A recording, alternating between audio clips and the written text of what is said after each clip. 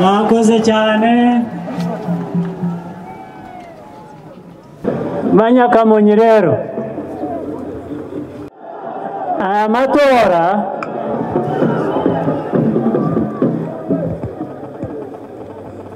arimo byinshi ariko bishingira ku mateka yacu,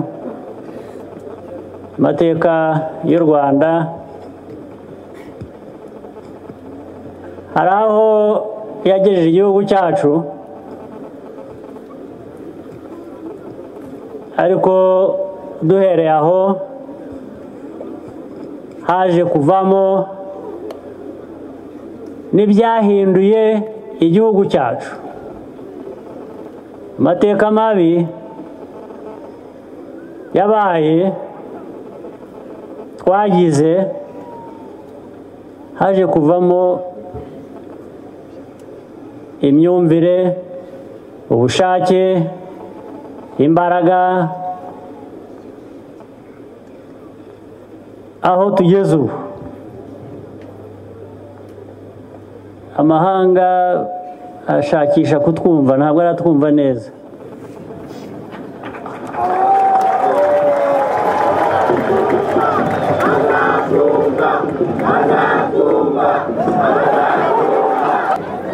Nta kundi bizagenda, azagomba kutwumva.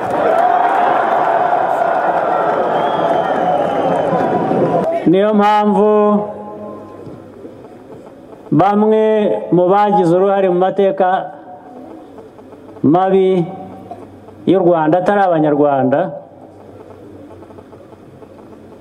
batabyumva, baducukuriye urwobo badushyiramo, baradutaba. Ntabwo bari bazi ko tuzamera. Hari imvugo abantu bagira, hari umugani numvise wo mu bihugu hirya kure bavuga ngo baraduhambye, baradutabye. Ntabwo bari bazi ko turi imbuto zizashibuka.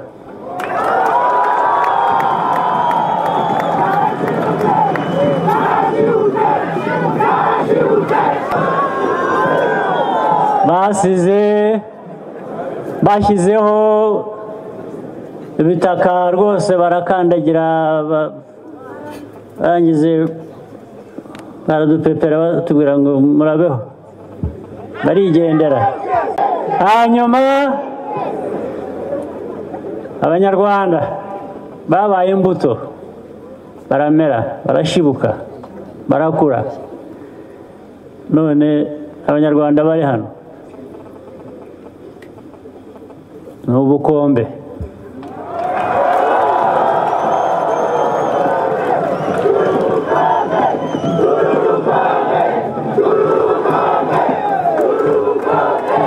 Ni amajigija.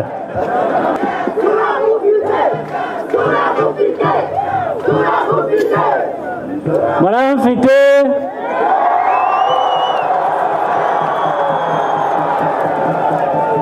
nanjye nkabagira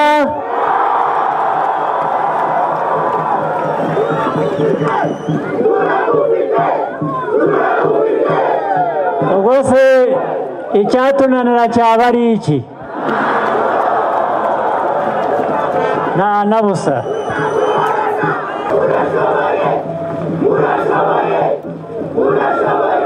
Mwese murashoboye,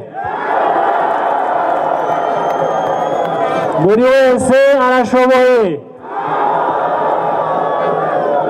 Dushoborere hamwe, nicyo cyangombwa. Dukorere hamwe, kubaka u Rwanda hamwe. Abanyakamonyi mwanyumvise?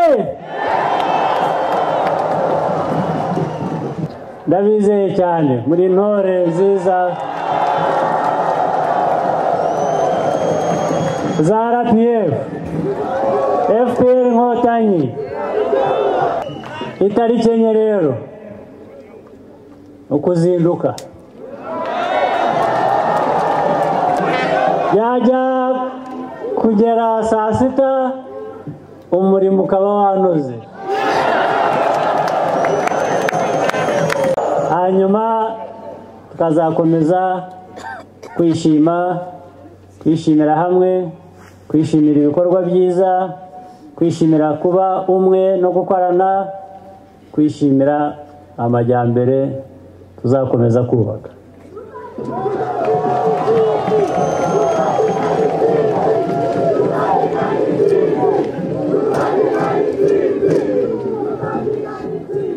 Mwakoze cyane rero, cyane cyane. Muhorane amahoro y'Imana.